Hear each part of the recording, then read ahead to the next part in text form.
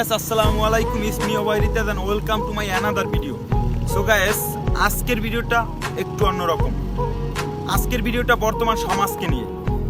যেই দেশে ভাইয়ের সামনে বোন ধর্ষিত হয়, যেই দেশে বাবার সামনে মেয়ে ধর্ষিত হয়, যেই দেশে স্বামীর সামনে স্ত্রী ধর্ষিত হয়, সেই দেশেও নাকি বৈধ পতিতালয় আছে। এটা হাস্যকর। যেই দেশে নারী প্রধানমন্ত্রী হয়, সেই দেশেও নাকি নারীরা ধর্ষিত হয়। মাননীয় প্রধানমন্ত্রী, বাংলাদেশের এই অবস্থা দেখে আমরা লজ্জিত। আপনি লজ্জা পান তো?